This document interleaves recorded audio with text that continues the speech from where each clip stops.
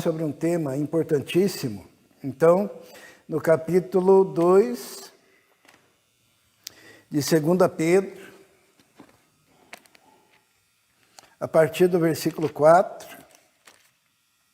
nós vamos ler e peço que os irmãos então acompanhem suas Bíblias. Diz assim: pois Deus não poupou os anjos que pecaram, mas os lançou no inferno, prendendo-os em abismos tenebrosos, a fim de serem reservados para o juízo. Ele não poupou o mundo antigo quando trouxe o dilúvio sobre aquele povo ímpio, mas preservou Noé, pregador da justiça, e mais 7 pessoas. Também condenou as cidades de Sodoma e Gomorra, reduzindo-as a cinzas, tornando-as exemplo do que acontecerá aos ímpios.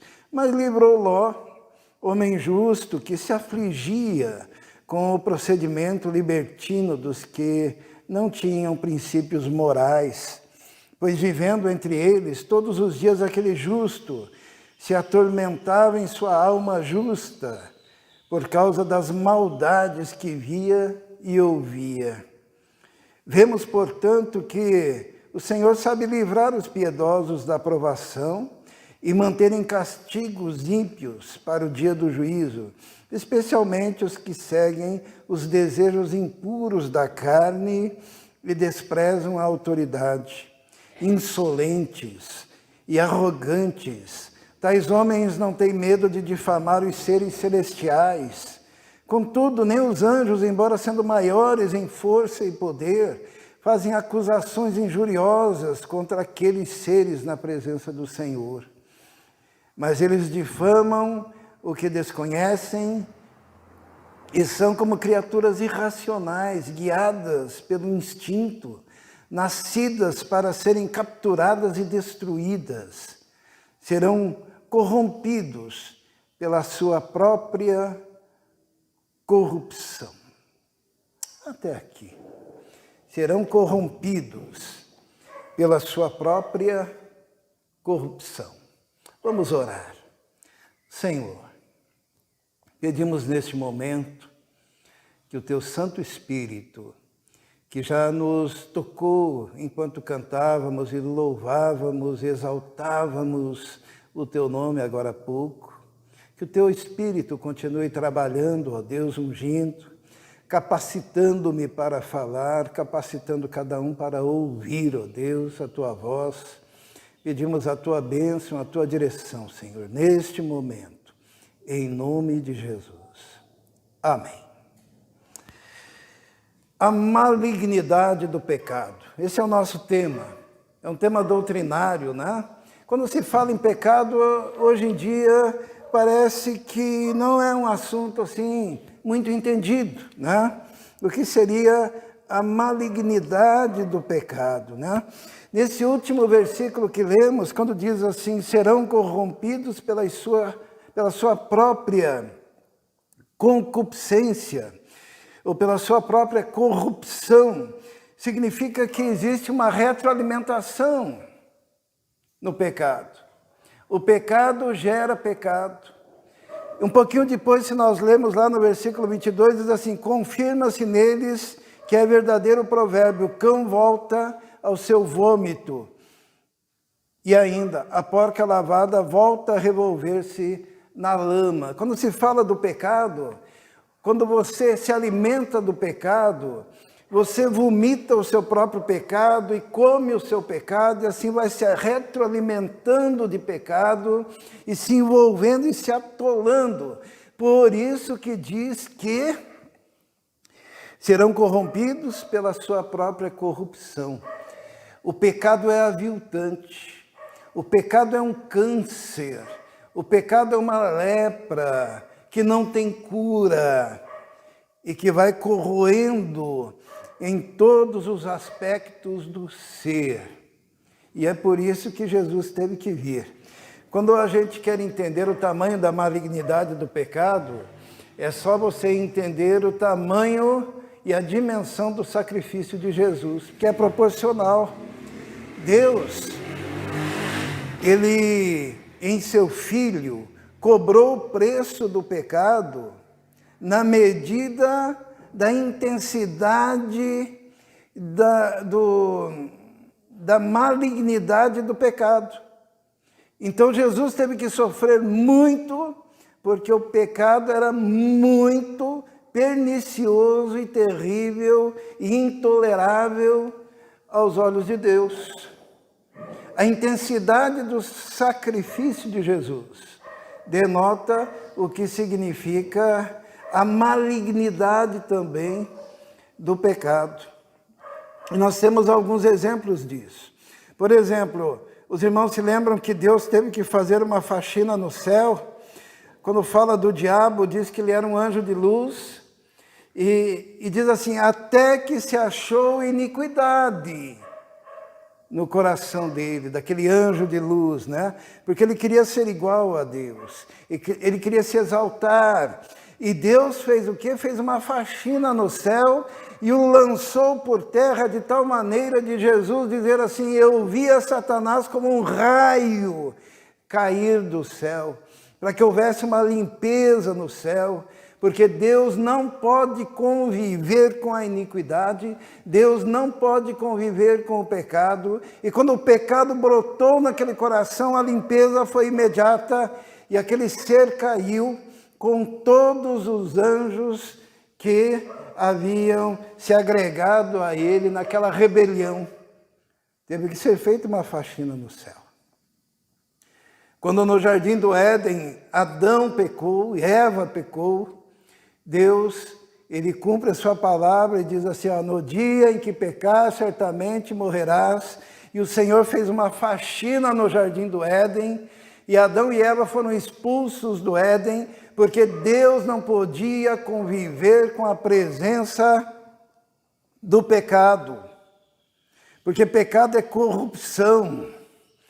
E o pecado é algo absolutamente destrutivo e que tirou a harmonia do universo.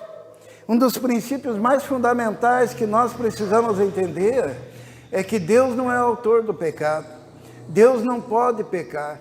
Deus não pode tolerar o pecado. E eu vou dizer uma coisa aqui que precisa estar no coração da gente para nós entendermos o que significa o Evangelho. É que não pode, de forma alguma, coexistir o Deus Santo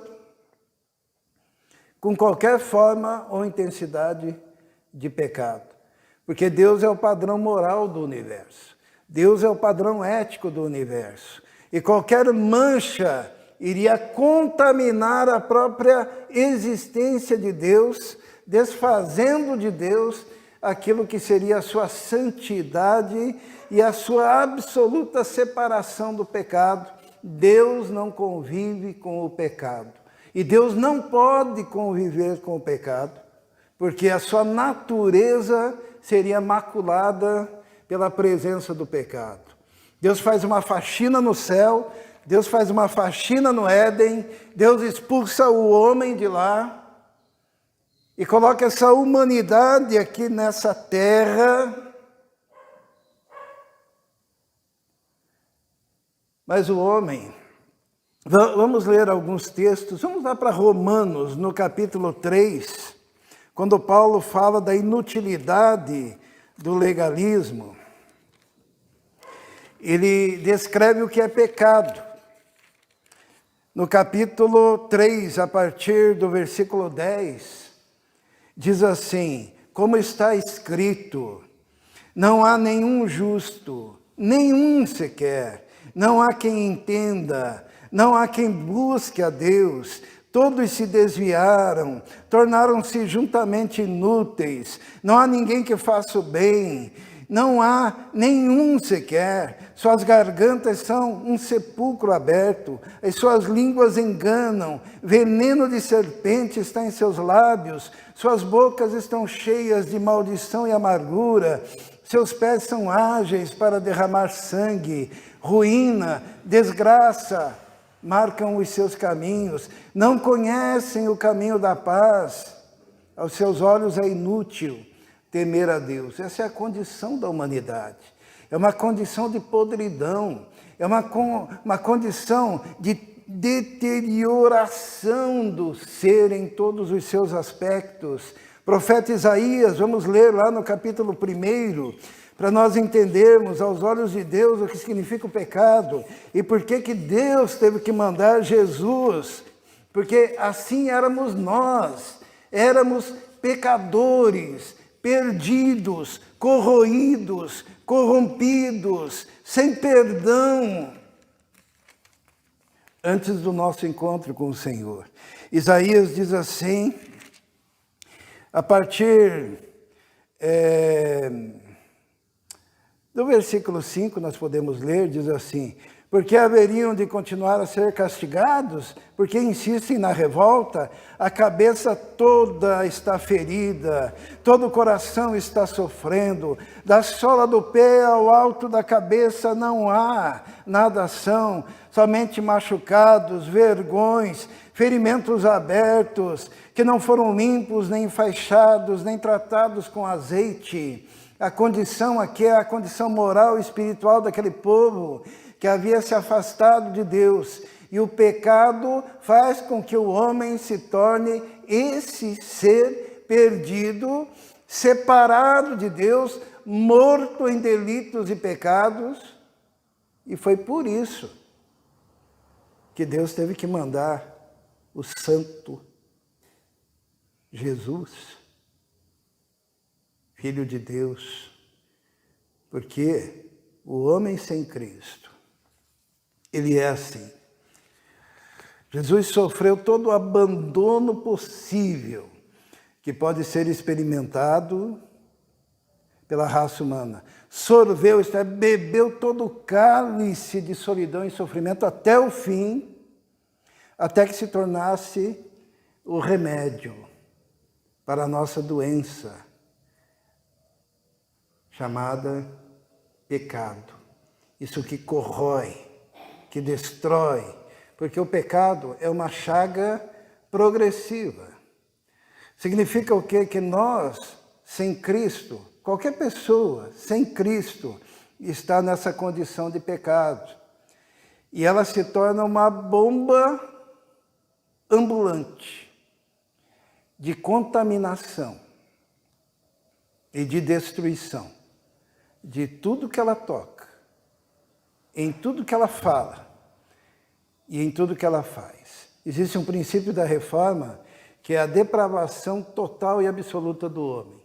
Porque quando o homem pecou lá no Éden e toda a humanidade pecou com Adão, todos os poderes da personalidade do homem foram tocados e maculados pelo pecado e não sobrou um aspecto da sua vida, do seu ser, das suas potencialidades que não tivessem sido maculados.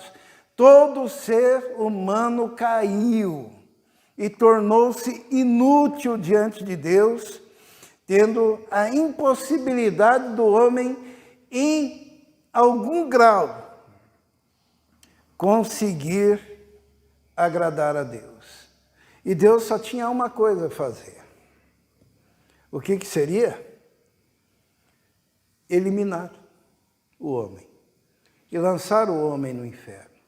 Sabe quando a gente tem que amputar um órgão que está carcomido, gangrenado, e a gente tem que amputar aquele órgão, seja a perna, seja o braço, e daí pegar e queimar aquele órgão? A humanidade seria como um órgão que não tinha solução por causa da corrosão do pecado, e a única solução para Deus seria a eliminação e o lançamento dessa alma eterna que Ele havia soprado quando criou no inferno,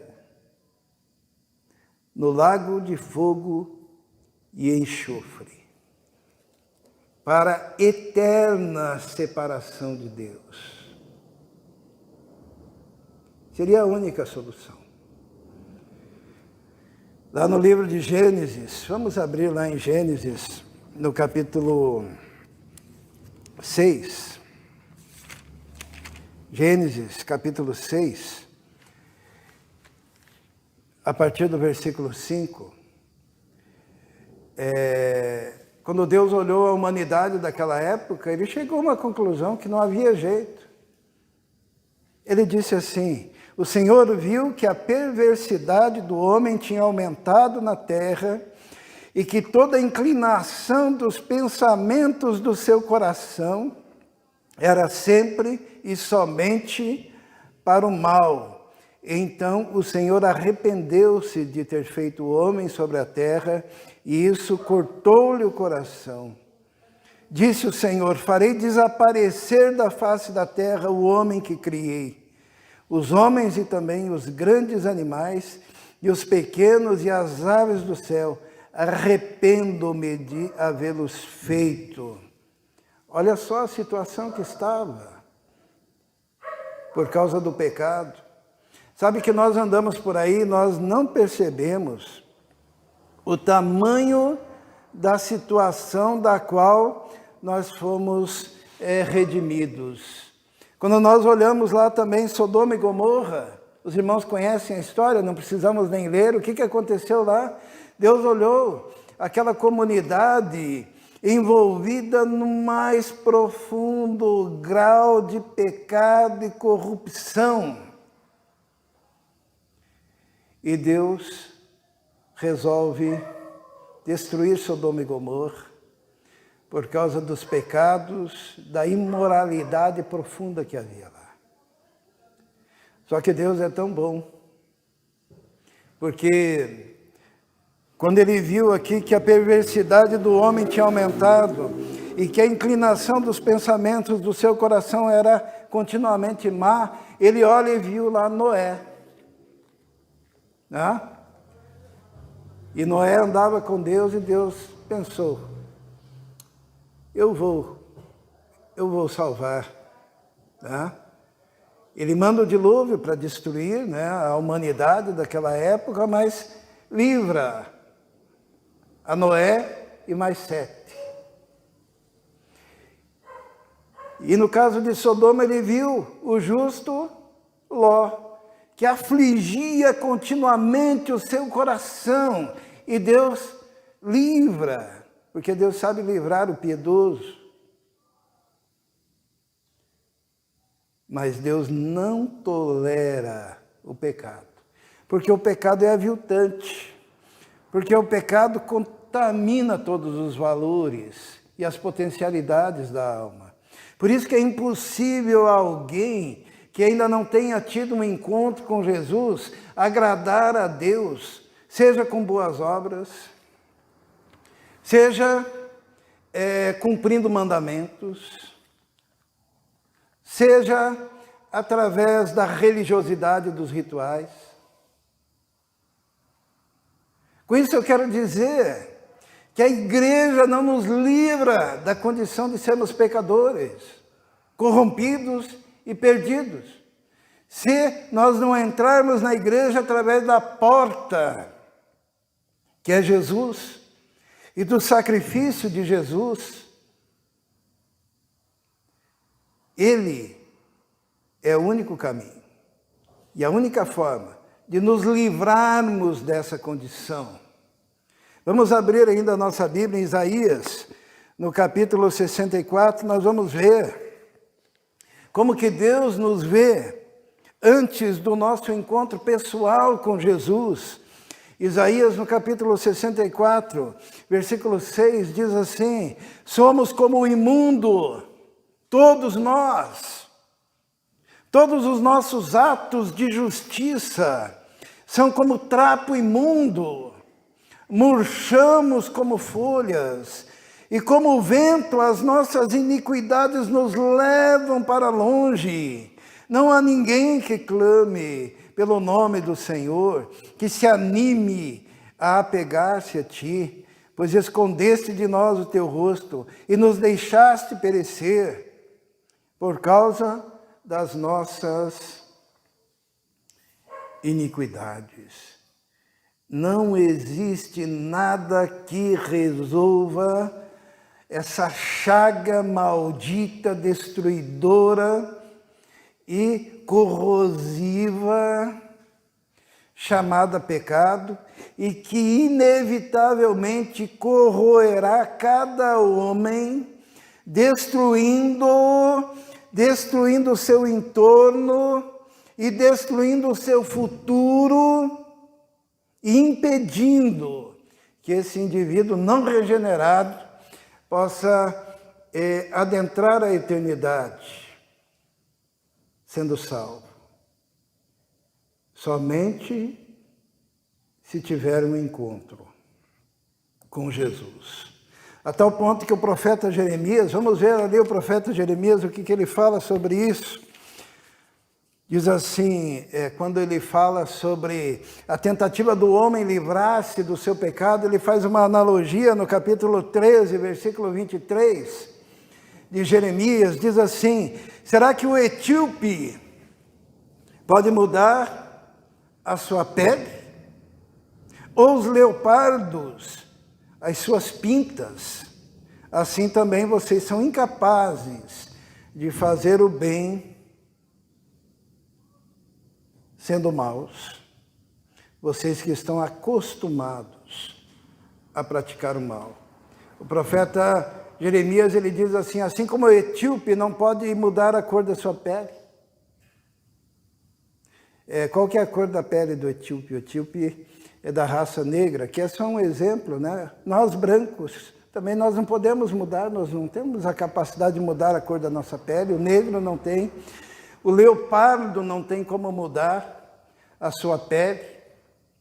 Assim também nós, que nascemos em pecado, não podemos resolver o problema do pecado por nós mesmos. Porque no reino de Deus não existe reforma para nós. Nós não podemos ser reformados. Nós não podemos ser transformados pela religião. Nós não podemos ser transformados ou reformados através dos rituais. Nós não podemos ser modificados através da nossa própria energia humana e nosso esforço pessoal. Por quê? Porque Deus aprove a Deus fazer diferente. Porque em Cristo Jesus resolveu não nos reformar, mas Ele resolveu nos recriar.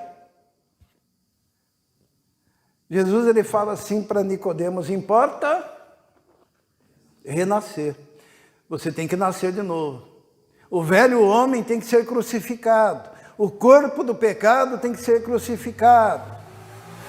O homem que estava adoentado do pecado e corroído da malignidade do pecado, distanciado de Deus, este homem velho precisa morrer e ser sepultado pelo batismo e ressuscitado para uma nova vida, e a partir dali vivendo em novidade de vida, andando com Cristo agora como nova criatura. Por isso que religião não salva. Religião é a eterna tentativa do homem se religar com Deus a partir de si mesmo. E o Evangelho de Jesus, ele diz assim, você tem que morrer e ressuscitar para uma nova vida com Cristo. É interessante que a gente prega arrependei-vos, né? João Batista pregava arrependei-vos, Jesus pregava arrependei-vos, Pedro pregava arrependei-vos. E muitas vezes a gente minimiza o que significa se arrepender, né? Estou arrependido. A Bíblia fala lá em Hebreus, no capítulo 12, versículo 16 e 17, que houve uma tentativa de arrependimento, mas o indivíduo, ele não conseguiu encontrar lugar de arrependimento. Diz aqui em Hebreus 12, no versículo 16, que não haja nenhum imoral profano como Esaú, que por uma refeição vendeu o seu direito de herança como filho mais velho, como vocês sabem posteriormente, quando quis herdar a bênção, foi rejeitado, porque buscou lugar de arrependimento e não conseguiu encontrar. Ele não conseguiu arrepender-se. A pregação do Evangelho é o arrependimento, mas eu quero dizer aos irmãos que quando Adão pecou e a humanidade pecou com Adão, todos os poderes da sua personalidade foram corroídos pelo pecado, inclusive a sua capacidade de arrepender-se. E se a capacidade do homem de se arrepender foi corroída pelo pecado, tocada pela malignidade do pecado, como pode o homem se arrepender para ser salvo?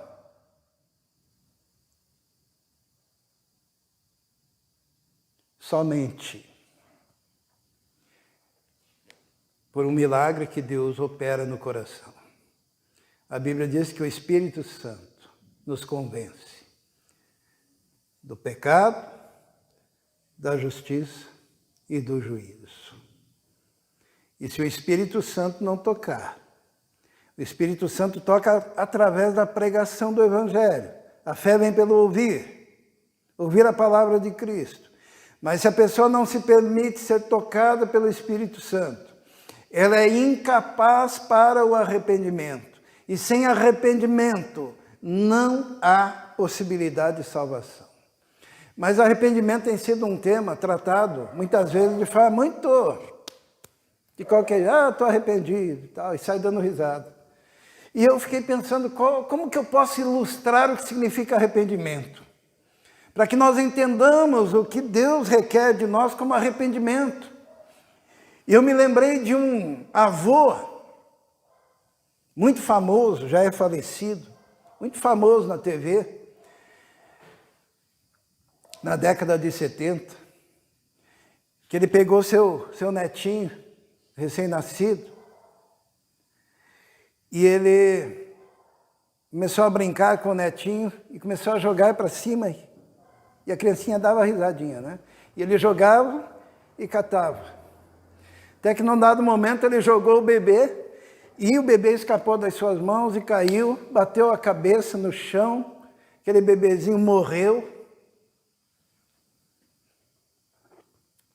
Os irmãos já pararam para pensar o que significa arrependimento?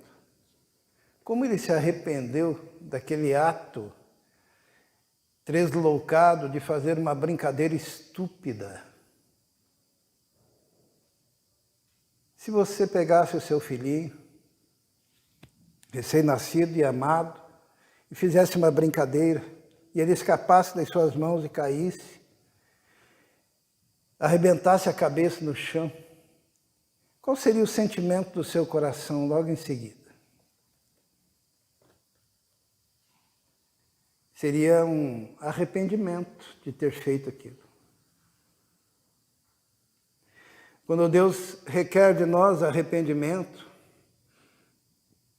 é quando você olha a sua condição de pecador e você percebe que o seu pecado, independentemente da intensidade dele, porque nós homens costumamos colocar pecados maiores e pecados menores, mas independente, seu pecado afronta a santidade de Deus e você, compungido no seu coração, dolorido na sua alma, aos prantos e aos pés do Senhor, você diz: Senhor, ai de mim, pecador, eu sou um pecador, porque eu desagrado ao Senhor, me perdoa os meus pecados, que Jesus, que teve que pagar aquele preço absurdo na cruz, porque o meu pecado era tão absurdo quanto o preço que foi pago. O Senhor me perdoa.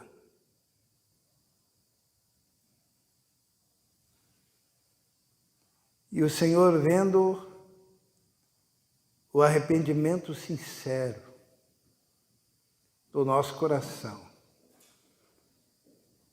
Ele nos perdoa, nos limpa, nos transforma e faz de nós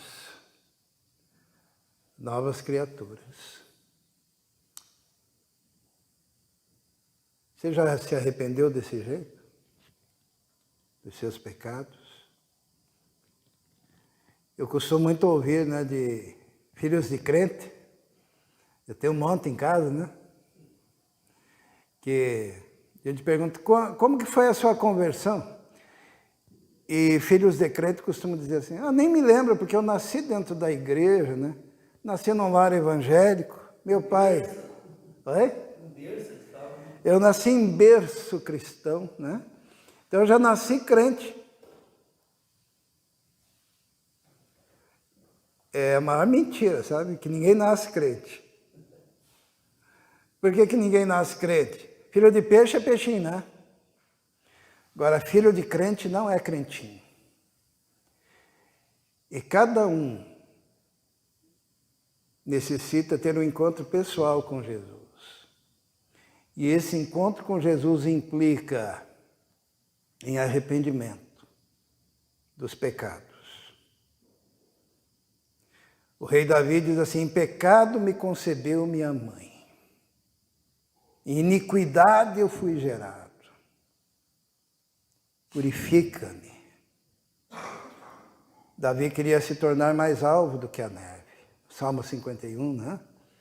Todos nós nascemos em pecado. Por isso que nós não batizamos criancinhas, né? Tem denominações que tem o pedobatismo, né? Que batiza... Eles acreditam que o batismo é como se fosse uma circuncisão do Velho Testamento.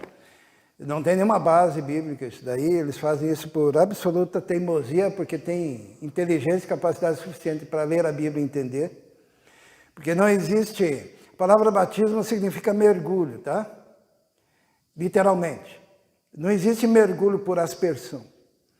Ou quando você vai no chuveiro, você mergulha no chuveiro. Não, né? A água vem lá de cima, você não está mergulhando. Não existe. A palavra batismo por aspersão é uma contradição de termos, né? E a Bíblia também fala que para você ser batizado, você precisa ter a capacidade de crer. E a criancinha, o bebê, não crê. Ele está coberto pelo sangue de Cristo até a idade da consciência, quando ele pode tomar decisões. Mas a partir do momento que pode tomar decisões, já tem a responsabilidade de receber Jesus. Por isso que nós devemos conduzir os nossos filhos nos caminhos do Senhor, para que ele possa vir a se arrepender e crer no Evangelho do nosso Senhor e Salvador, Jesus Cristo. Filho de crente não é crentinho. E precisa haver na vida da pessoa uma marca antes da conversão e depois da sua conversão. E essa marca é o arrependimento. Tem gente que pergunta, por que do sofrimento, né? Por que do sofrimento? O apóstolo Paulo ele diz que Deus lhe deu um espinho. Quem gostaria desse presente? Um espinho na carne. Espinho é algo pequeno, mas que incomoda, não é verdade? Alguém já teve um espinho na carne? Né? Quando entra um espinho, uma ferpa, vamos dizer assim, de madeira, você fica incomodado com aquilo e você sempre é lembrado que está com aquele, né? Aquilo te incomoda e te faz lembrar que tem alguma coisa te cutucando. E Paulo, ele recebeu um espinho, um presente, um espinho na carne. E ele queria se livrar daquele espinho. E o que Deus disse? Não. A minha graça te basta, né? E Paulo diz que foi lhe dado esse espinho na carne por causa da sublimidade das revelações que ele recebeu. Para que ele não se exaltasse. Cada vez que ele queria se exaltar, fisgava, né?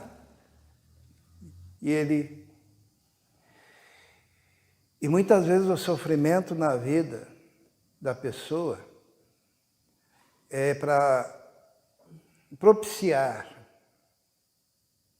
que o coração dela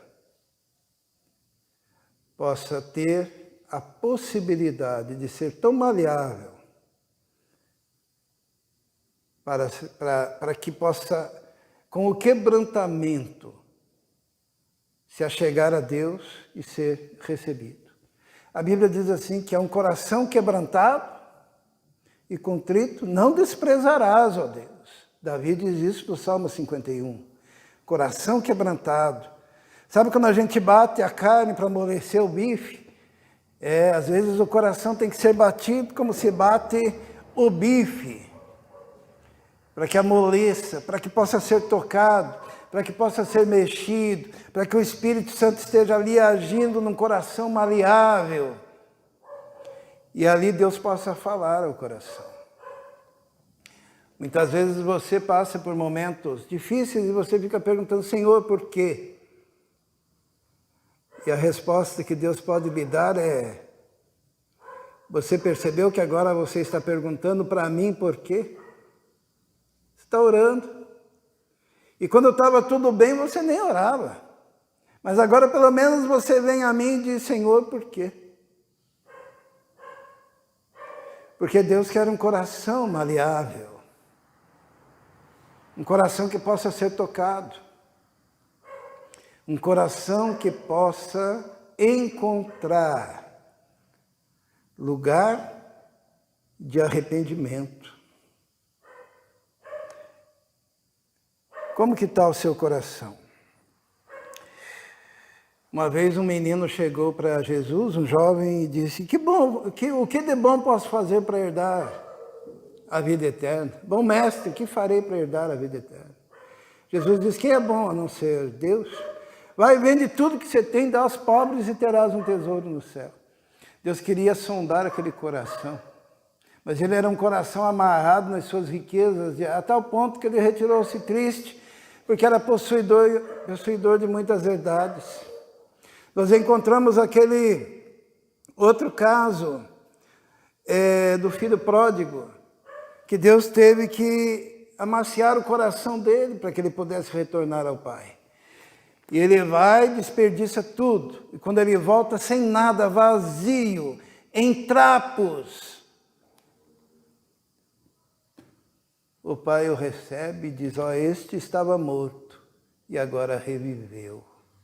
Estava perdido e agora foi encontrado.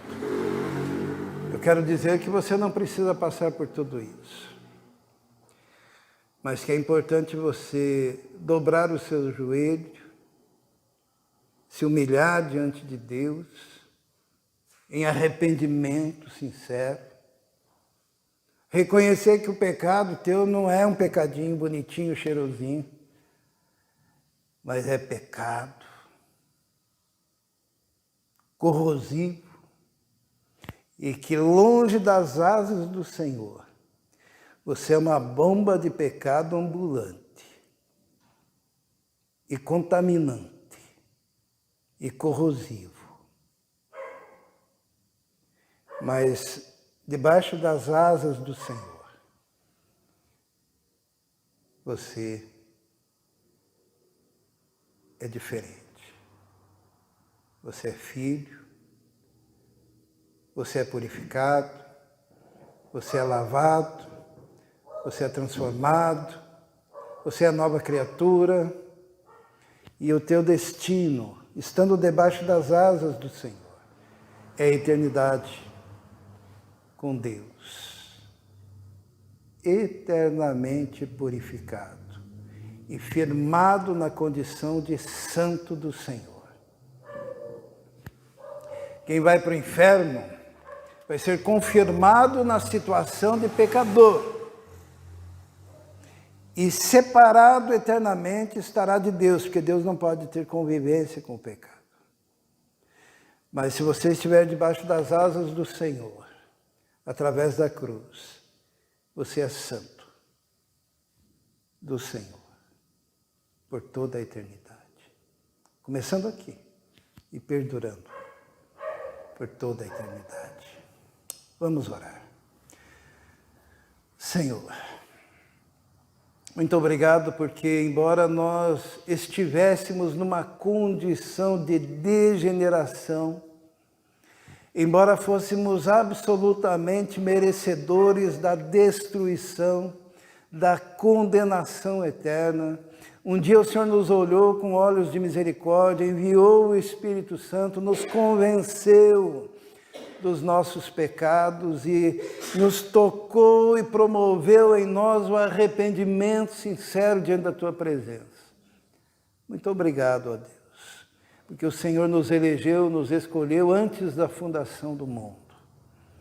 E hoje na história nos fez ter esse encontro de salvação. Por isso nós te louvamos, te agradecemos e pedimos por aqueles que ainda não se prostraram diante do Senhor em arrependimento, que o seu Espírito esteja tocando e transformando essa vida. Nós te pedimos isso em nome de Jesus. Amém.